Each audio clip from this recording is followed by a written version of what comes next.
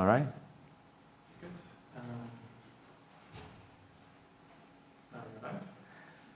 Cool. Hi, everyone from home or office or both. Good evening and welcome to the Startup Grind Fireside Chat.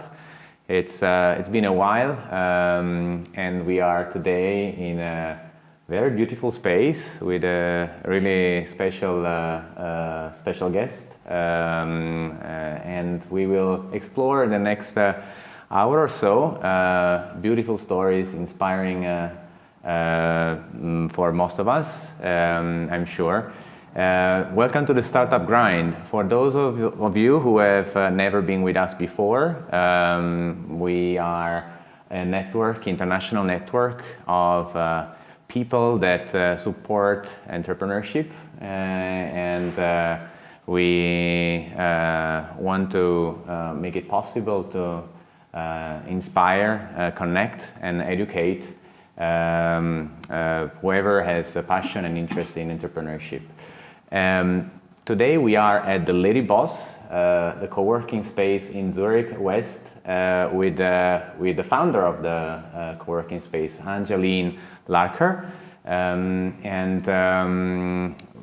Angelyne has a really interesting story, a track record of entrepreneurship to share with us today. How are you, Angelyne, today? I'm really fine, Lorenzo. Thank you, and thank you for this opportunity. I have to confess, I've met Angelyne not so long ago, and I was so inspired by her story that I felt compelled to invite her as a guest to this event, the Startup Grind. My name is Lorenzo, and I'm supporting the Zurich chapter of the Startup Grind, and this is our typical format of fireside chat, a very informal, intimate conversation. So, Angelyne, you have quite a few interesting stories to tell, and first of all, I would like to ask you a little bit about your background. Where did you come from, and where did you grow up? I'm Kenyan, and I was born in Mombasa. I have been living in Switzerland for the past 13 years. I moved to Switzerland after I met my husband in Kenya, and we had a relationship, and after 1 year I decided to relocate to Switzerland, and we started our life here. Awesome. And what did you dream of when you were a child, during your childhood?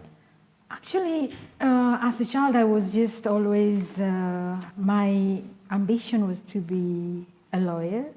It never happened, but as a child, I was always a happy person, and I was very creative.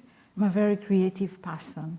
So the law was my dream, but also the creativity in me led me into other directions. So in Kenya, I worked in the hotel industry. I did the hotel management, and that's where I worked, and that's how I met my husband. But initially, also, I had a lot of experience in entrepreneurship, because in Kenya, many women indulge into entrepreneurship due to lack of possibilities to get employment, and so entrepreneurship is very common in Kenya, and I just got myself into the entrepreneurship in Kenya already. I was working and also did my entrepreneurship. Yeah. And what did you study? Did you have formal studies? What are the key learnings that you still carry from that? From Kenya, I did my primary school, secondary school. I went to college and I did the hotel management. And after that, I worked in the hotel industry for many years. But in somehow, the hotel industry was always very seasonal. So when you have this season that there isn't any guest, then you have to think of doing any other thing. So this is how I divided my life. I was always working at the hotel when the season was very high, and when the season was low, I was doing my own business and especially things to do with beauty. I loved a lot of beauty products, yeah. What are the values that your parents transmitted to you that you are still very grateful for, or most grateful for? Hard work, and also having a lot of faith, believing in what you're doing, and never losing hope. Because as I grew up, all the challenges that I faced, I was a single mom, so despite having many challenges, I still had a lot of hope. And also, I was always very positive. And this is something that I still carry with me up to now. I'm always very positive, and also I have a lot of hope in everything. I never lose hope. Yeah. You mentioned that you started working in the hotel sector in Kenya, and what is the memory that you cherish the most and you sort of tap into today as well? Actually, being open and talking to people. I'm a people person. I love relationships. And working in the hotel, it was almost like public relations. So this is something that I carry with me. I'm very good at building relationships with people. I love that. And I don't see myself not having people around me, talking to people. And this I learned in the hotel sector because we were dealing with different type of guests and different from all over the world. So I'm really grateful for that, and it built me up to whom I am today. I love public relationship. I love building relationships, and I'm a people person. I can vouch for that personally, from my experience. When did you realize that you wanted to start your own business? When I came to Switzerland, that was like 13 years ago, it was very difficult for me to work because my daughter was small. And in this time, I had to find a way to make myself earn something. So I was a mother. I had to stay home with my daughter. And also, I wanted to work because all along in Kenya, I could work. The difference between Kenya and Switzerland, if you come here with a child, because I brought my daughter with me. She was 9 years old by then. So it was really difficult for me to stay just at home. My husband wanted me to be at home and take care of my daughter because that's the correct thing to do as a mother. But also, I was an independent woman. I was used to doing my own things. In Kenya, it's easier because we have so much families. You could just allow your family to stay with your child. So childcare is easily accessible through family and friends. Here, childcare is very expensive, and also family and friends don't live together. So with this, I had to find a way to earn money. And I was thinking, how can I earn money? And the only way was to start doing small type of businesses in order to earn money and to put myself out there. So that's the first step. Even though in Kenya I already have the entrepreneurial experience. So I really had to find a way find myself something to do. And back then it was very, very difficult because 13 years ago, there was no mobile boom like now. The mobiles were there, but the social media, the connectivity wasn't so accessible as it is now. So I decided to create a small online shop to sell lingerie and just exciting things for women.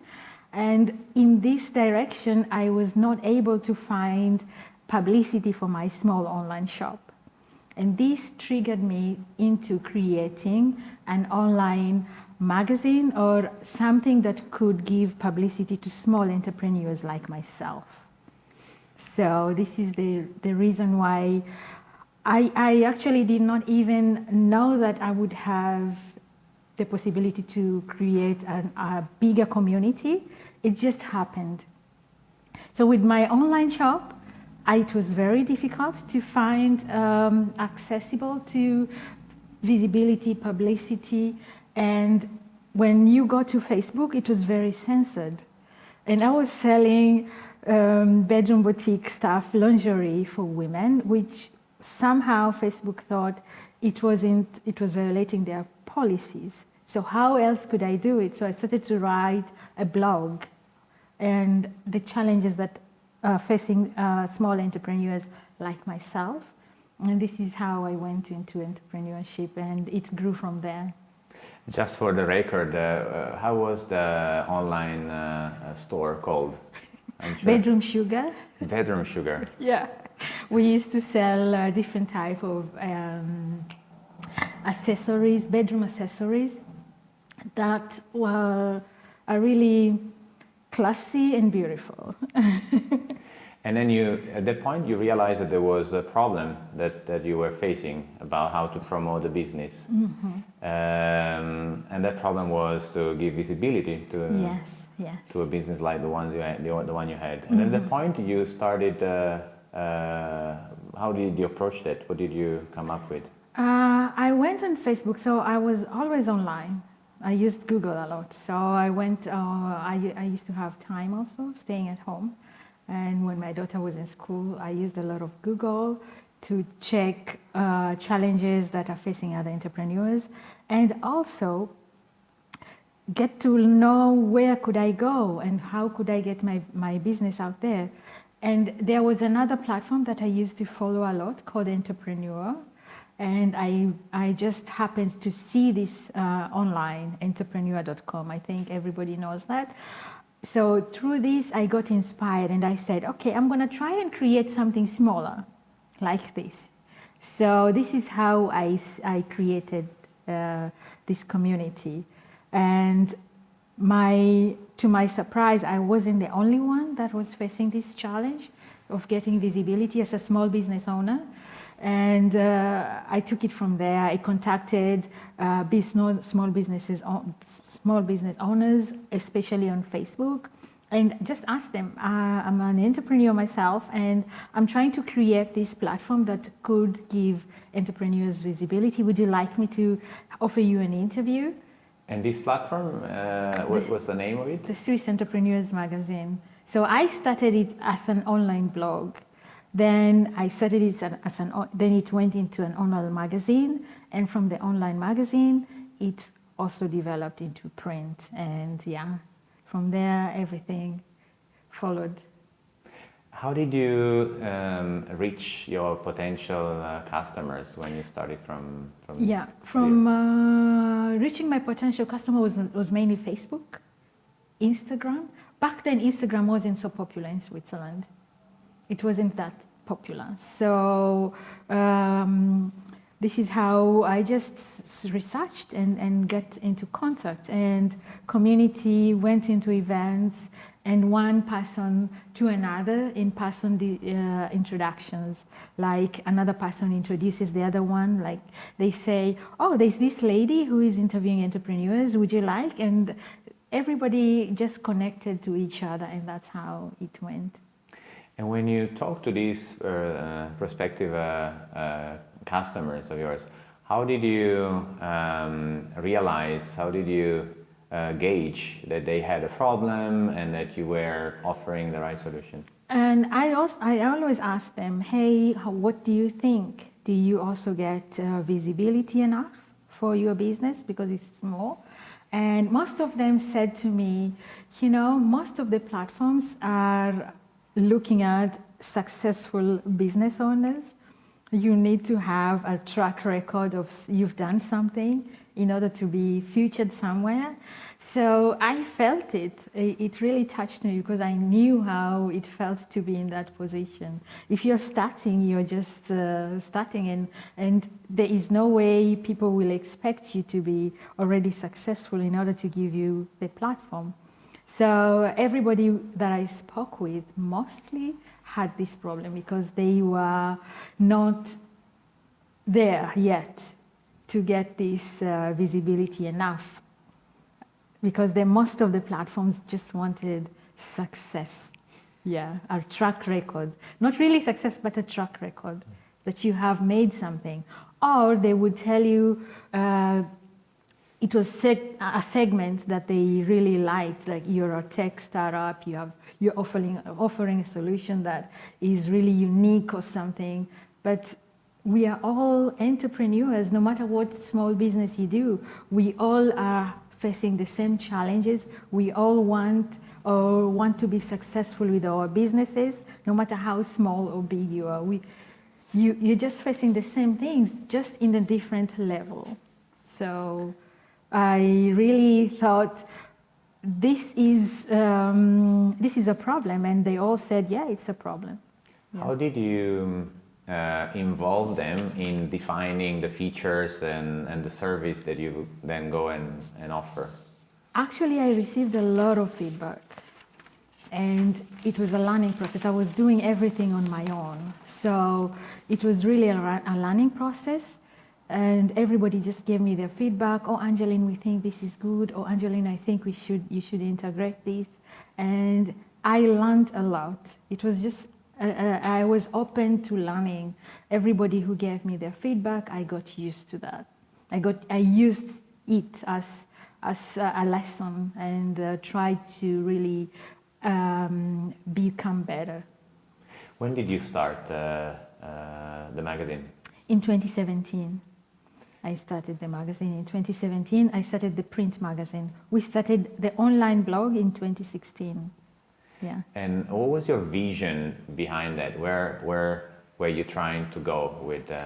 My vision was actually to create a very functional ecosystem for entrepreneurs that could be a media, that could give the possibilities in media, events, and workshops for entrepreneurs.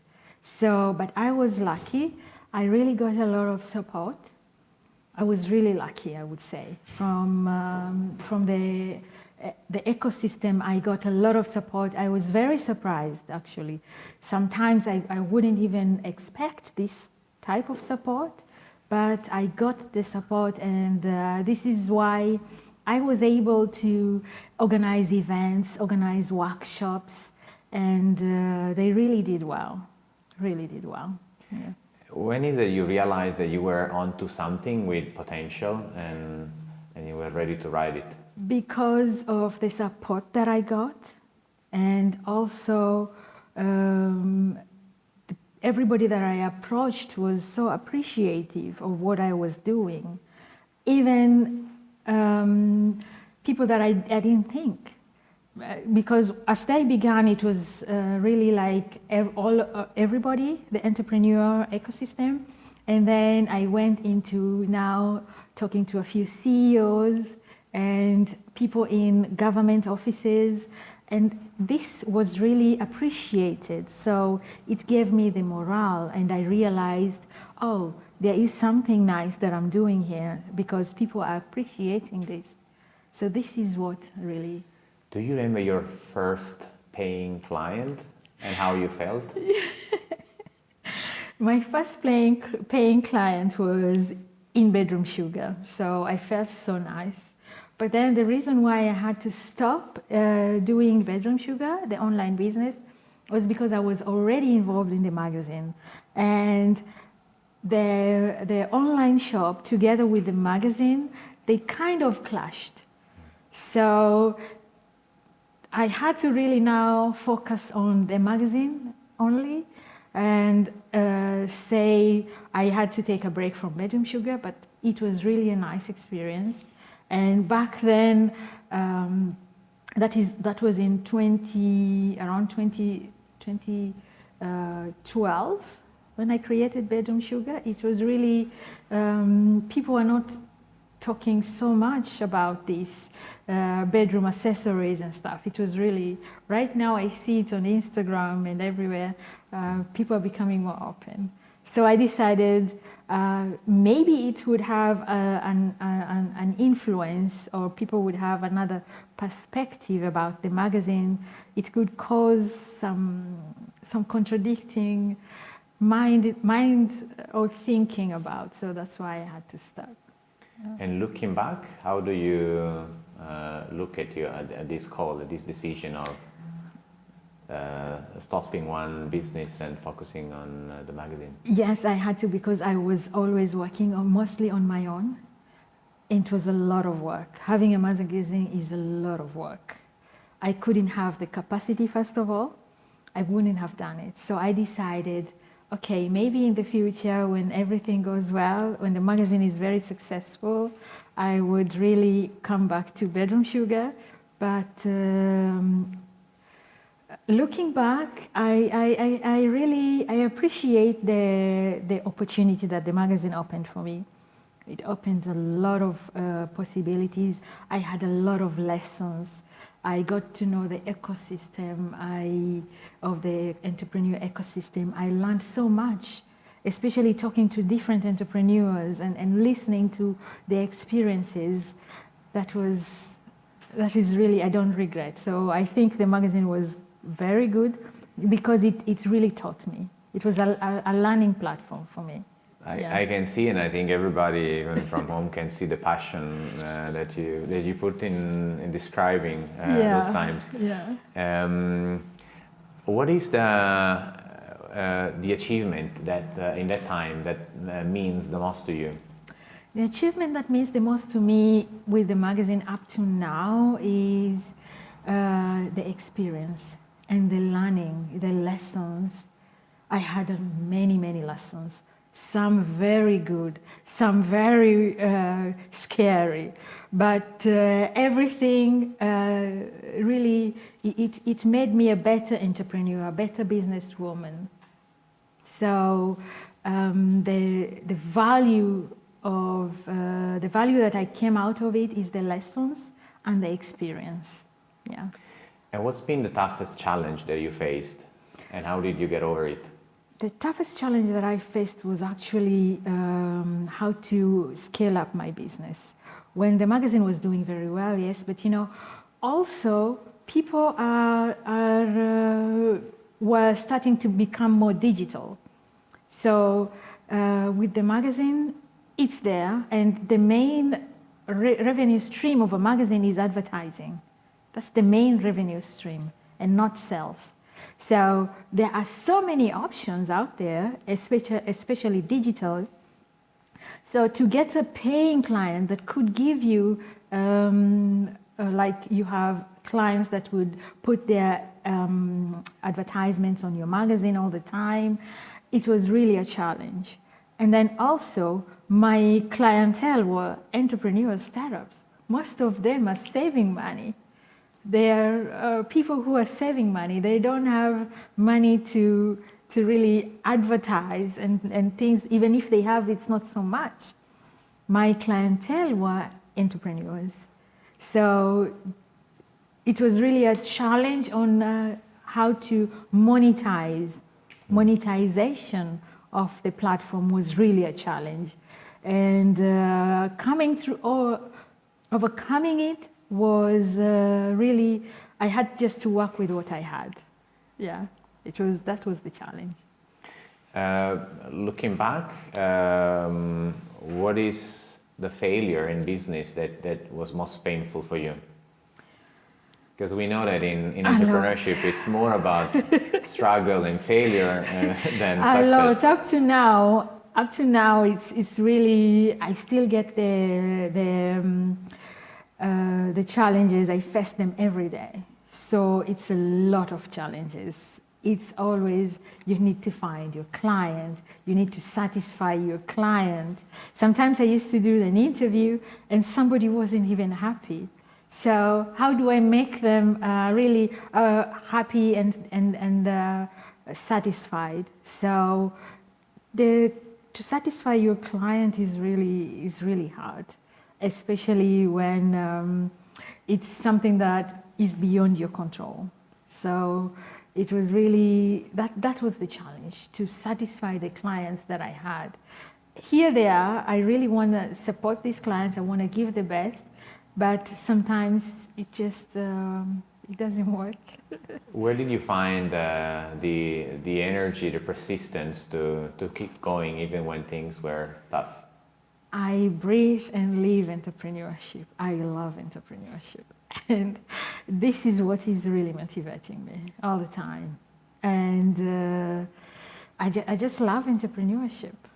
And I don't know, I love entrepreneurship. And this is the reason why I get the motivation, the ability to wake up each morning and look forward to, no matter how the things are very challenging.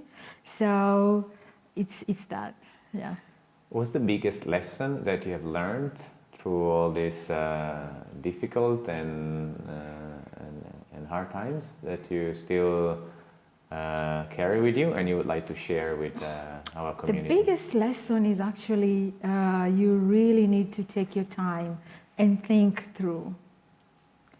In the beginning, when I was doing the magazine, I could do the magazine, I could do the events, but I did not even think of it for a moment. And sometimes I found myself in a situation where, oh my God, how did I get myself here? So,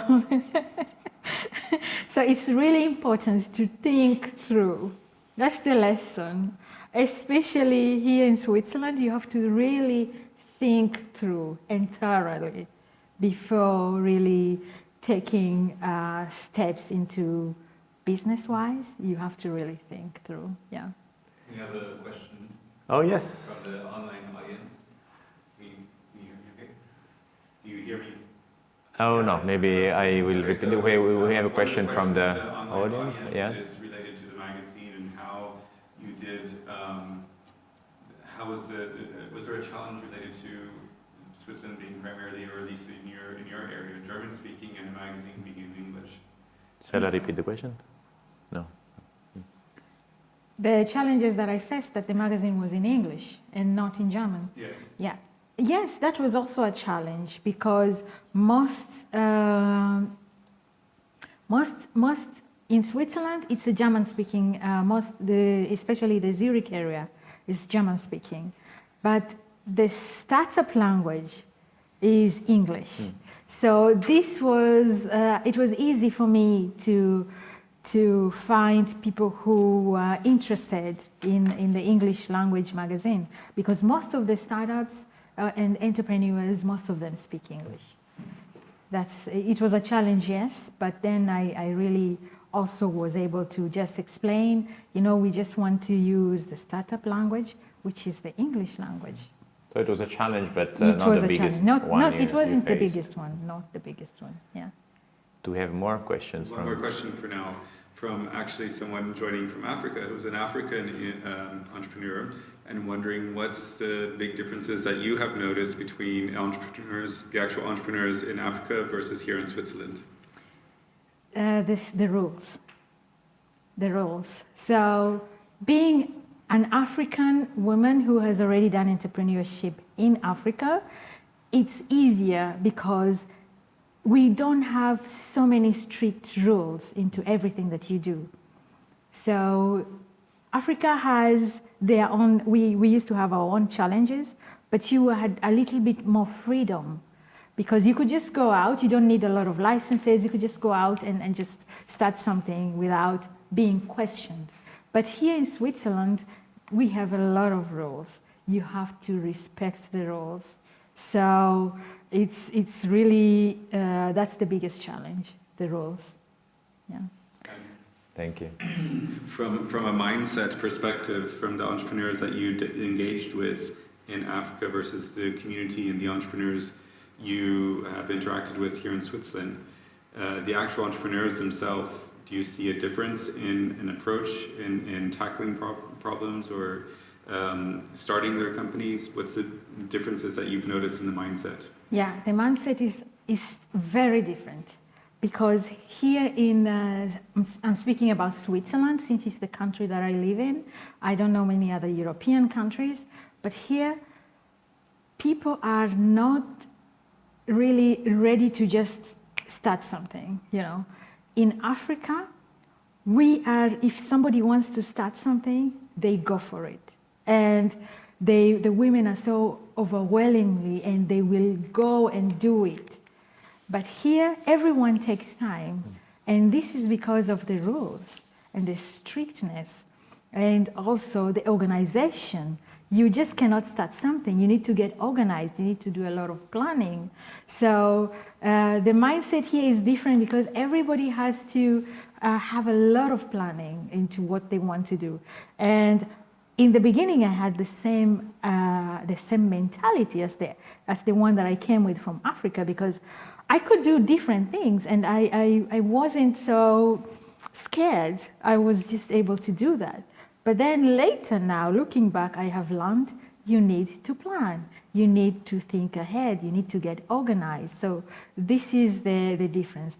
To some extent, my entrepreneurial experience in Africa is so easy and nice because you are able to just do your thing.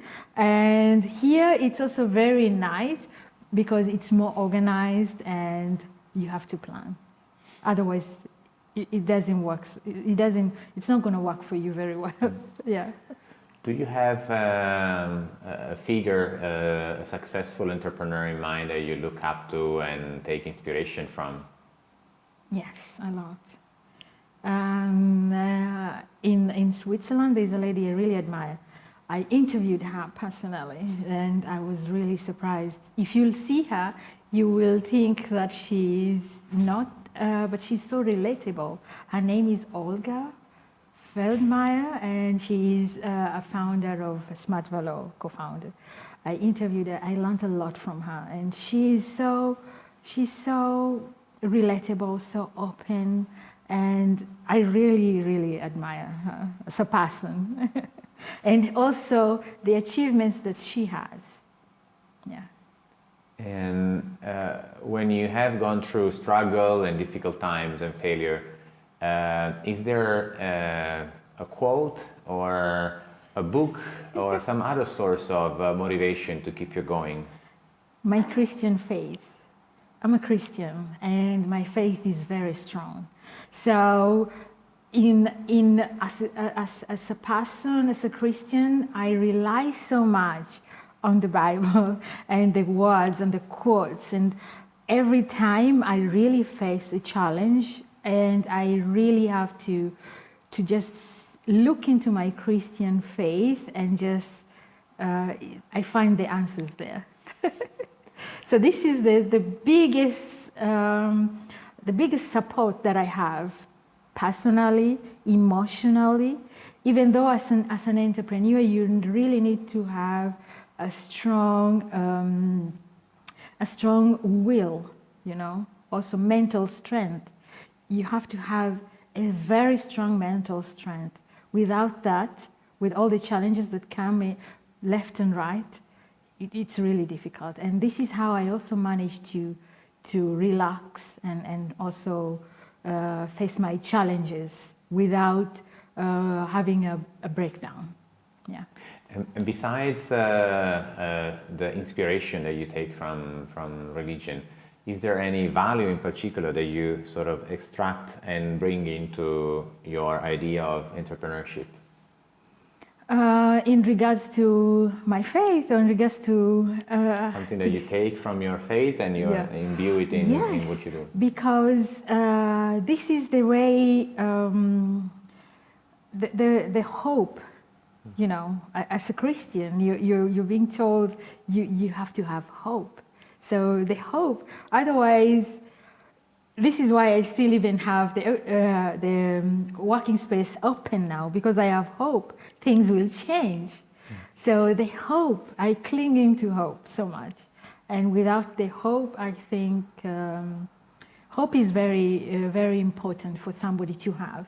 If you lose hope, then you've lost everything. That's what I believe. And the strong hope that I have is what keeps me going into being an entrepreneur, because, the challenges are always here, especially now. Can you recollect a time when you felt, yes, I've made it? Okay. I always enjoy every single opportunity that I get. When you asked me for an interview, I was super excited, and this is one of them.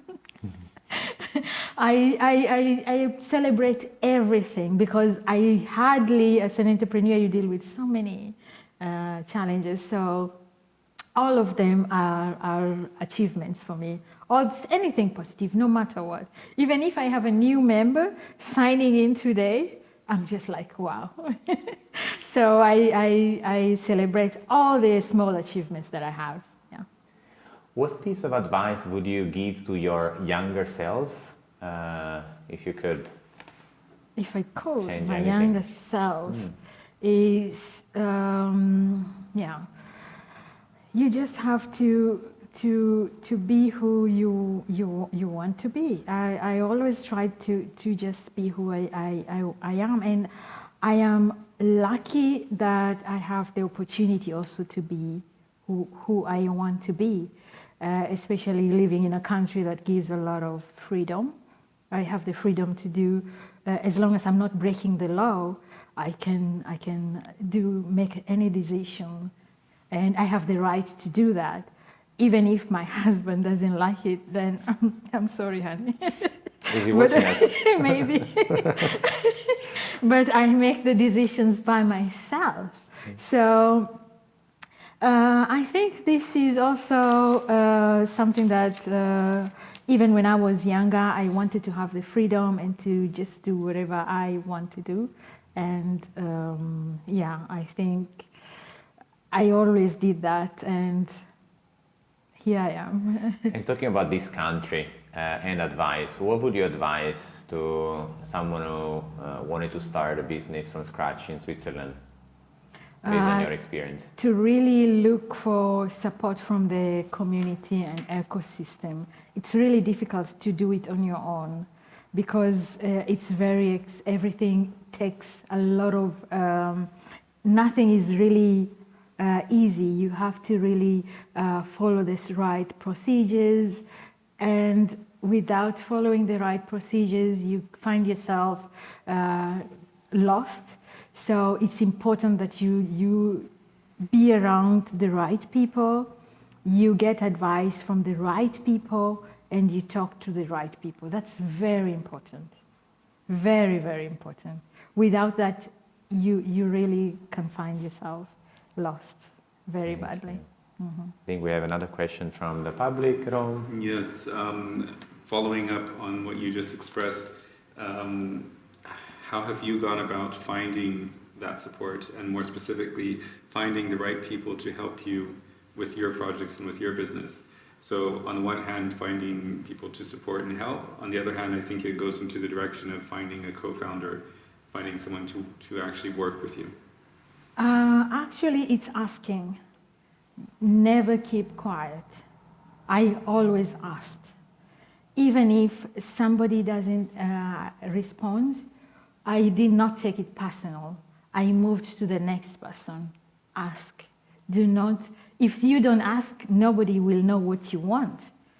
And this is very important. So I always just was approaching people that I know could give me the help that I need, and I just write an email and I express my idea, and if it's positive, it's good. If it's not positive, I move to the next. But I always asked, and I was very surprised because I also knew that if I did not ask, I wouldn't have gotten this opportunity. So asking. Don't keep quiet. Always ask. Building on this asking point, which is very powerful, what is your experience with asking for money, so funding? That's a big challenge because, first of all, in Switzerland, mainly, I think, according to my experience, I don't know about the others, they like to support tech startups. If you are in the tech startup, if you're creating a company that is tech related, it is easier to have access into funding. But if your startup is not tech, then it's really, really a challenge. So as I was creating the magazine, which was a really, really interesting and very powerful platform that was supporting entrepreneurs, but it was still not tech.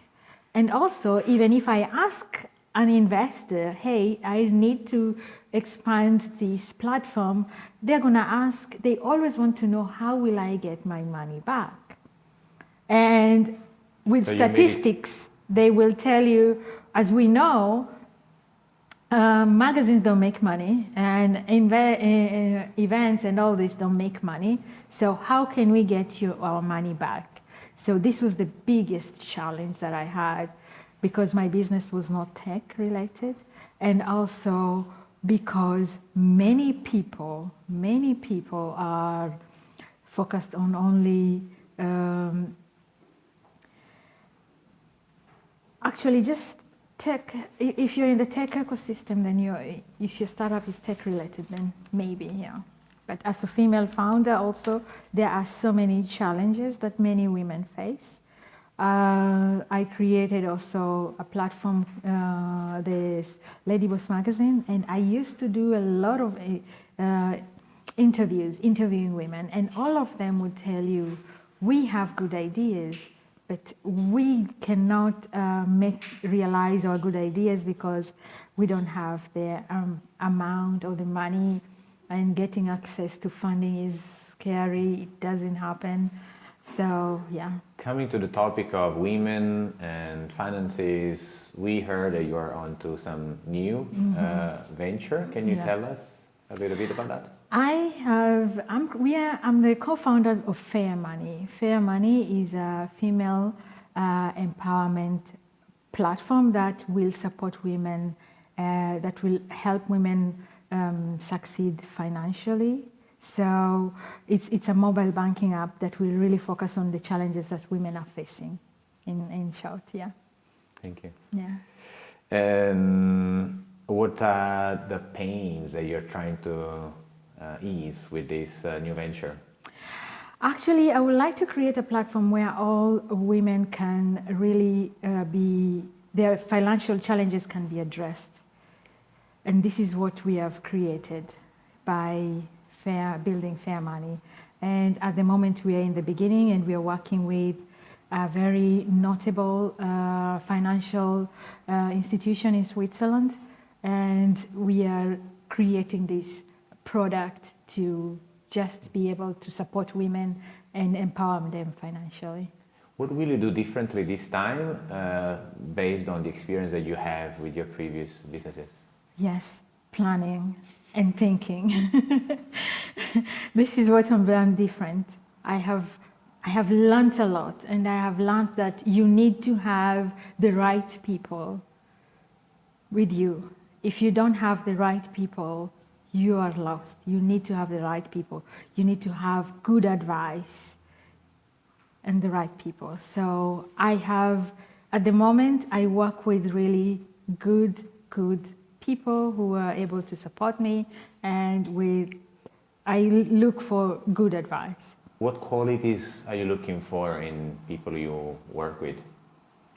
Commitment and motivation, that's one. Qualification is also very important, but you can be qualified, and as an entrepreneur, even if you're qualified, if you're not committed to that, you really easily give up. You give up so easily because you're faced with one challenge and you say, oh, why am I doing this? Then you just stop. So commitment is really, really one of the virtues that I look for now.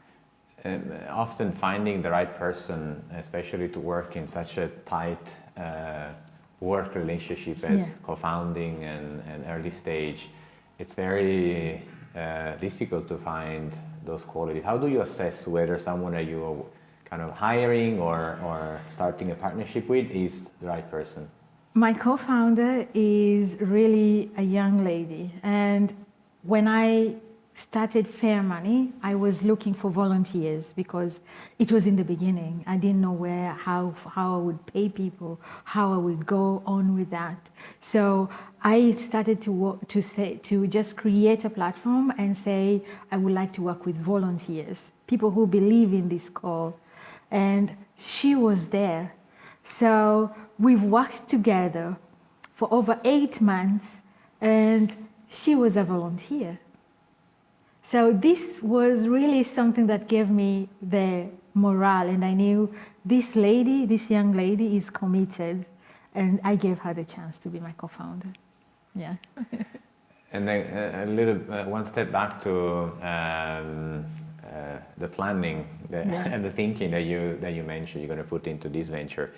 What accountability structure do you have in place, or you plan to have in place, in order to actually give you the feedback that you are on track and you are where you wanted to be? I set myself targets every week, and I really get upset if I don't reach any of these targets. So the accountability part, I set myself targets every week. Like this week, I need to achieve at least this. At least I need to pitch to at least one investor, or I need to create one partner, or I need to win one client, or I need at least a few signups, or this is how I set myself very strict targets, and then I really focus on them. And when I don't reach my targets every week, I am really down. So this is the targeting, yeah. Thank you. I would like now to explore a little bit a different area, which is about life and balance. You are a mother, you are a spouse, you are a businesswoman, so you have a lot to juggle. Mm-hmm. How do you balance having a family and all the responsibilities, and at the same time starting at this point 2 businesses? Yeah. So in the beginning it was very difficult because my daughter was young. But I always had to see how I could balance that. And it was really, really a big challenge. But as time went, when my daughter became a bit older, I realized I had a little bit much more time. Even though my husband is not somebody who is so entrepreneurial mindset, and he is always telling me, honey, you need to stay at home when you're not working.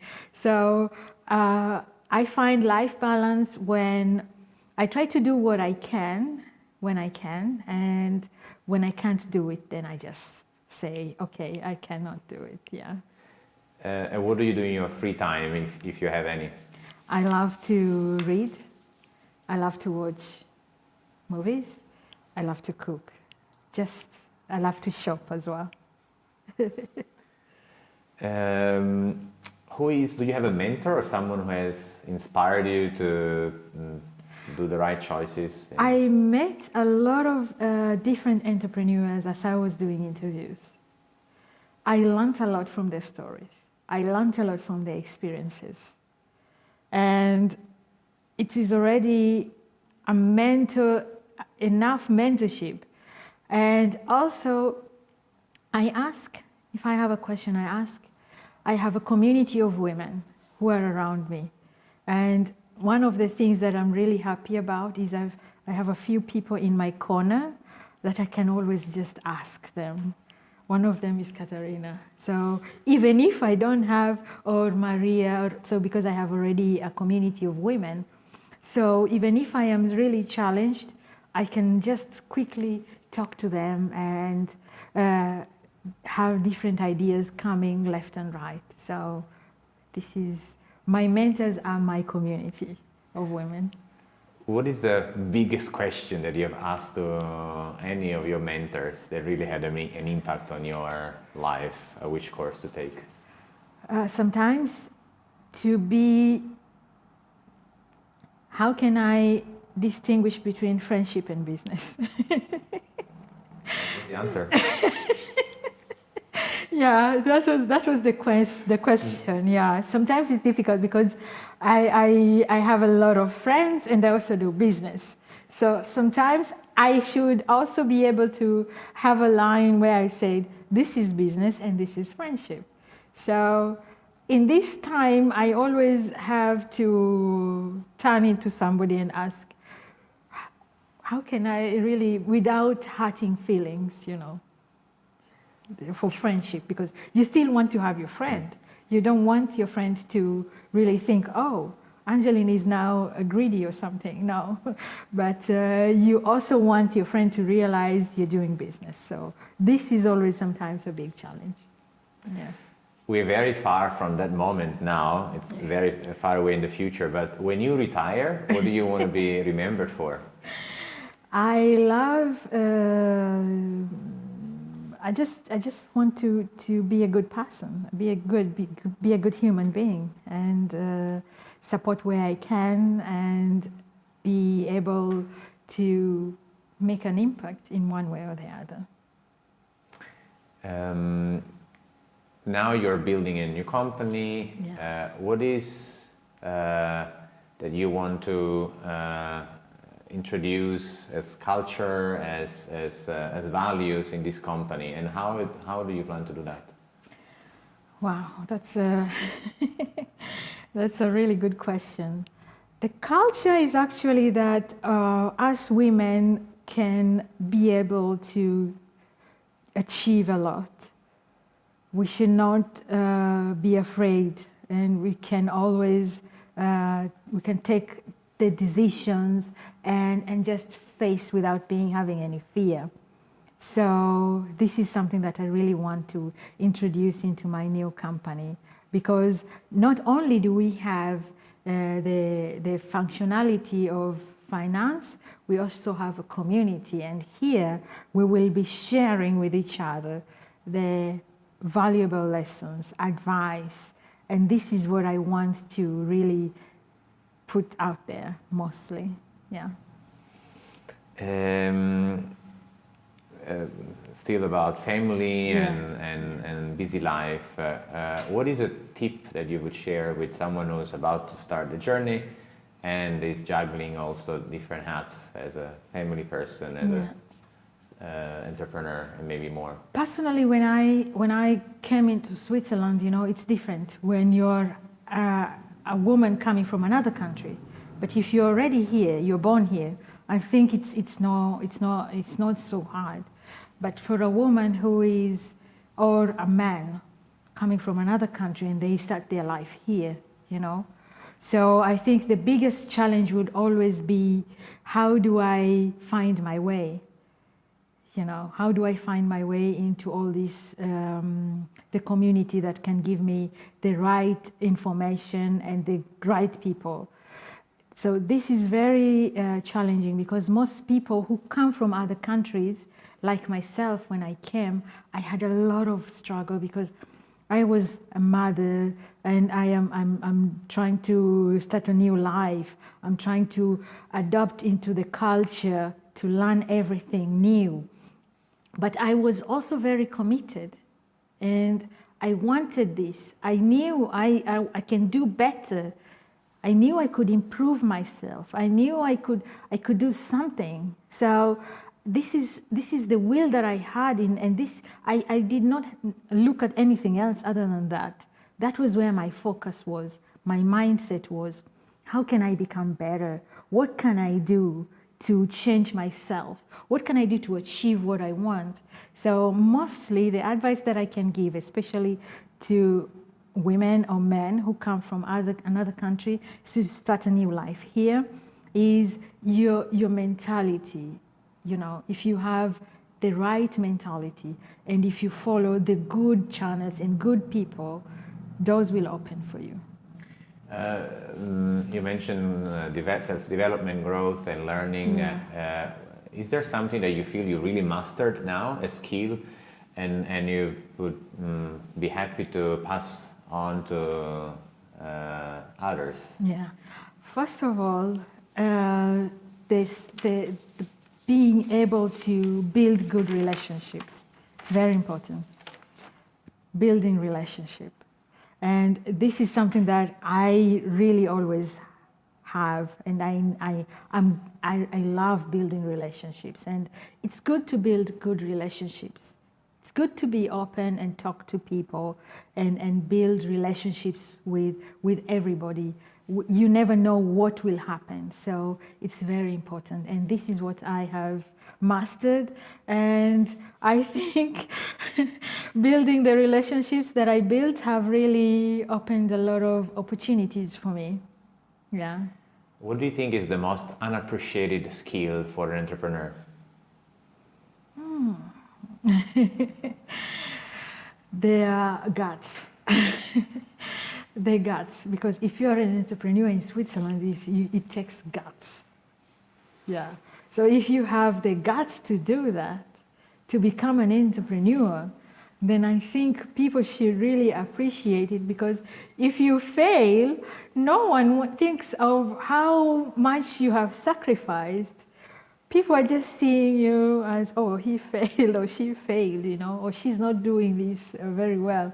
But I wish people could appreciate the guts and the sacrifice that somebody goes through and decides, I'm becoming an entrepreneur, and not just, okay, get employed, have my money, get my life organized. And because as an entrepreneur, you have very many irregularities. Your life is irregular. You're not like, I get my money on the 30th, I have my bills paid on this. So it's really, it takes guts to do that. So I think this is something that people should really appreciate and really how do I say, give credit to entrepreneurs. Yeah, the guts and then just how they are ready to take risks. Yeah. Is there a mistake that you would really recommend and want other entrepreneurs to be careful about, not to make? Yeah, just being careful is really, you have to really plan on what you're doing. Yeah, plan very, very thoroughly. If you don't plan thoroughly, it's really not gonna work very well unless you're very lucky. You can be really lucky, of course, because we have, I think also, luck plays a big role into entrepreneurship. If you're at the right place, at the right time, with the right product, and maybe you're lucky. But this doesn't happen often also. Yeah, so planning is very important, especially in Switzerland. You really need to plan and to know how you will go with everything.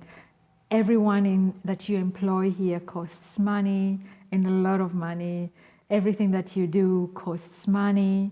So you really need to think of all these things, yeah, before you really start your business. Yeah. Do we have any more questions from home, from the public? No? So we would like to end this interview with what we call the rapid fire question. So yeah. It's something that you don't really need to think so much about, yeah. but just kind of answer with whatever instinct tells you. Yes, okay? Please. What item do you own that you would never sell? My ring. My wedding ring. Husband notice. We make up for. What is your most unusual skill?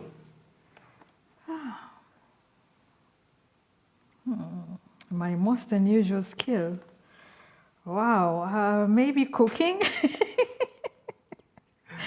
What's more important, strength, speed, or stamina? Strength. You need strength for everything. Yeah. What historical figure do you most admire? Sorry again? Which historical figure do you admire the most?